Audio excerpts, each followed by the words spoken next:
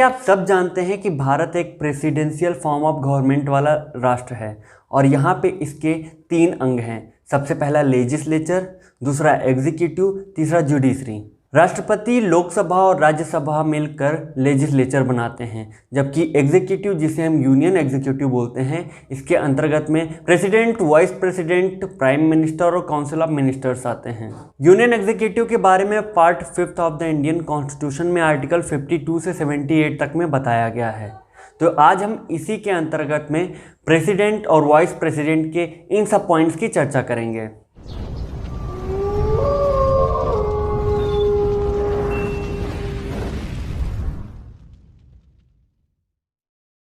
हमारे भारत का प्रेसिडेंट भारत का प्रथम नागरिक होने के साथ साथ ये भारत की यूनिटी, इंटीग्रिटी और सॉलिडेरिटी का एक साइन है, एक सिंबल है।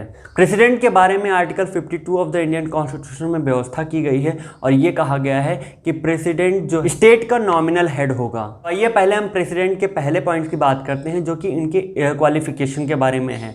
और अगर प्रेसिडेंट के क्वालिफिकेशन की बात की जाए तो इसमें कुछ पॉइंट्स मेन हैं। सबसे पहला कि वो भारत का नागरिक होना चाहिए। दूसरी बात, उसकी 35 साल की एज पूरी हो चुकी हो। तीसरी बात, वो लोकसभा का सदस्य निर्वाचित होने की अहर्यताएं रखता हो। और चौथी बात, वो भारत के यूनियन, स्टेट या अदर अथॉरिटी के अंडर में किसी भी ऑफिस ऑफ प्रॉफिट या लाभ के पद पे ना हो।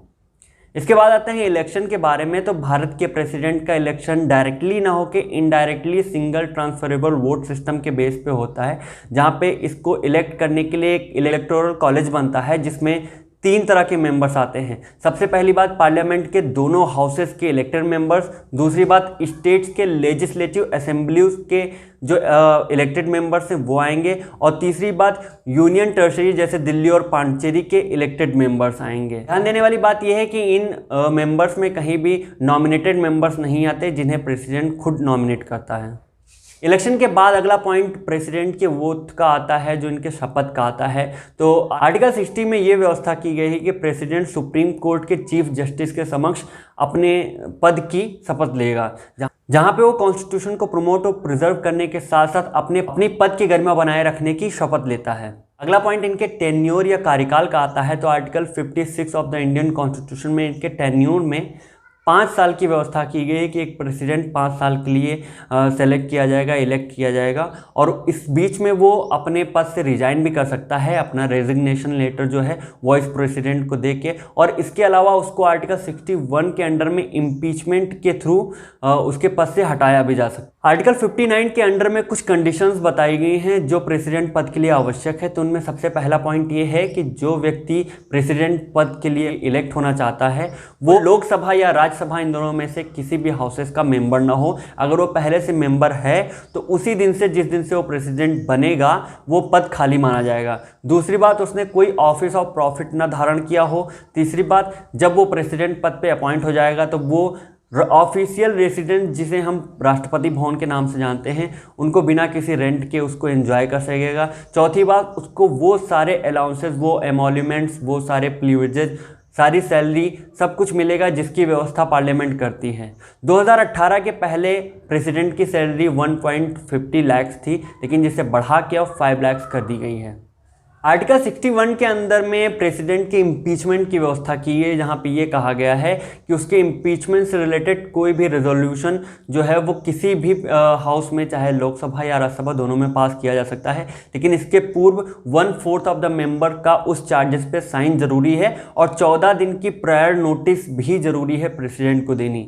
इसके अलावा जब वो पहले हाउस से पास होकर दूसरे हाउस में पहुंचेगा तो वहां पे इन्वेस्टिगेशन के बाद अगर उसे 2/3 majority of the total members के हिसाब से अगर उसे पास कर दिया जाता है तो उसी दिन से प्रेसिडेंट का जो पद है वो रिक्त समझा जाएगा। अब अगर बात करें प्रेसिडेंट के पावर्स के बारे में, तो ये सारी प्रेसिडेंट की पावर हैं, जिनमें सबसे पहला पॉइंट एग्जीक्यूटिव पावर का आता है।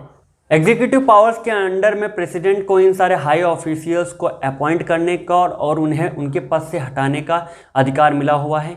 इसके अलावा वो राष्ट्र में और राज्य में ST SC OBC और जो बैकवर्ड क्लासेस हैं उनसे रिलेटेड एक कमेटी बना सकती है उनको इन्वेस्टिगेशन करने के लिए। और दूसरी बात, वो इंटर स्टेट रिलेशंस को स्मूथली कंडक्ट कराने के लिए एक इंटर स्टेट कमिटीज़ भी अपॉइंट कर सकती है। अब आते हैं दूसरे पॉइंट पे जो कि लेजिस्लेटिव पावर का है। तो इसमें भी प्रेसिडेंट को महत्वपूर्ण अधिकार मिले हुए हैं। सबसे पहली बात, कुछ बिल बिना प्रेसिडेंट की कंसेंट के, बिना उनके साइन के बिल्स नहीं बनेंगे। इसके अलावा जो बजट है वो प्रेसिडेंट की कंसेंट के बाद ही पार्लियामेंट में प्रस्तुत किया जाता है। और इसके अलावा प्रेसिडेंट को लोकसभा में 2 सदस्य और राज्यसभा में 12 सदस्य नॉमिनेट करने का अधिकार प्राप्त है। साथ ही साथ प्रेसिडेंट दोनों हाउसेज में कॉन्ट्रडिक्शन, एक विरोधाभास होने की अवस्था में ज्वाइंट सिटिंग बुला सकता है। और इसके अलावा प्रेसिडेंट सेशन स्टार्ट होने के पहले सबसे पहला भाषण प्रेसिडेंट ही देता है। तीसरे नंबर पे बात करते हैं हम प्रेसिडेंट के फाइनेंशियल पावर्स के मामले में। तो सबसे पहली बात कि जितने भी ग्रांट्स हैं वो प्रेसिडेंट के कंसेंट से ही दिए जाते हैं। उसके अलावा राष्ट्र में या फिर राज्य में कोई इमरजेंसी का प्रोविज़न, एक ऐसी आपात स्थिति उत्पन्न होने पे वो उस राष्ट्र को या उस क्षेत्र को कंटिजेंसी फंड से ग्रांट्स उन्हें अलाउ करा सकता है, उन्हें दिलवा सकता है। तीसरी बात कि वो सेंटर और स्टेट के बीच में रेवेन्यूज़ के डिस्ट्रीब्यूशन के लिए फाइनेंस कमेटी के मेंबर्स की अपॉइंटमेंट करता है। और अब बात करते हैं प्रेसिडेंट के जुडिशियल पावर्स के मामले में। तो प्रेसिडेंट इन सारे हाई ऑफिशियल्स को जो जुडिशरी के हैं उनको अपॉइंट करता है।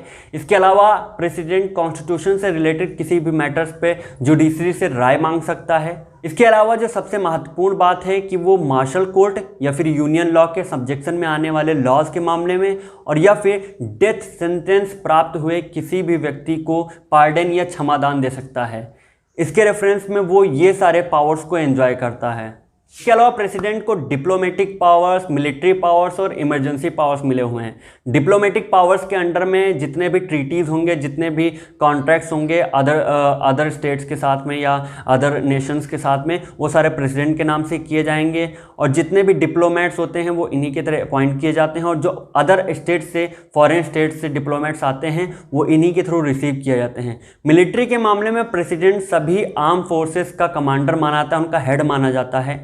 ये वॉर और पीस दोनों को ही डिक्लेयर कर सकता है, उसका अधिकार रखता है। और इमरजेंसी पावर्स के मामले में इन 3 आर्टिकल्स में दी गई इमरजेंसी को प्रोक्लेम करने का और उनके मामले में जो डायरेक्शन होगा जब ये इमरजेंसी लगी होंगी, जितना भी एग्जीक्यूशन से रिलेटेड डायरेक्शन होगा वो प्रेसिडेंट ही देता है। और अब बात करते हैं दूसरे हाई ऑफिशियल जो कि प्रेसिडेंट के बाद दूसरे नंबर पर राष्ट्र में आता है, वाइस प्रेसिडेंट के बारे में। वाइस प्रेसिडेंट से रिलेटेड प्रोविजंस कॉन्स्टिट्यूशन के आर्टिकल 61 और 65 में दिया हुआ है, जहां पे वाइस प्रेसिडेंट के इलेक्शन के लिए क्वालिफिकेशन सेम है, बस एक पॉइंट को छोड़कर कि वो भारत का नागरिक होना चाहिए। दूसरी बात, उसने 35 साल की एज पूरी कर ली हो। तीसरी बात, उसे राज्यसभा का सदस्य बनने की अर्हताएं उसमें क्वालिफिकेशन होना चाहिए। और चौथी बात, उसने स्टेट के अंडर में या यूनियन के अंडर में कोई भी ऑफिस ऑफ प्रॉफिट धारण न किया हो। क्वालिफिकेशन के बाद इसमें इलेक्शन आता है। इलेक्शन के लिए भी इसमें एक इलेक्टोरल कॉलेज बनाया जाता है जो कि पार्लियामेंट के दोनों हाउसेस हैं उनके इलेक्टेड मेंबर्स मिलकर बनाते हैं। यहाँ पे स्टेट लेजिस्लेटिव के इलेक्टेड मेंबर्स को नहीं बुलाया जाता। तो वाइस प्रेसिडेंट भी प्रेसिडेंट के साथ में 5 साल का कार्यकाल एंजॉय करता है। उसके अलावा वाइस प्रेसिडेंट अपनी शपथ प्रेसिडेंट के सामने लेता है, जहाँ पे वो अपने पद की गरिमा बनाए रखने के लिए और कॉन्स्टिट्यूशन को कंजर्व और प्रोटेक्ट प्रमोट करने के लिए शपथ लेता है।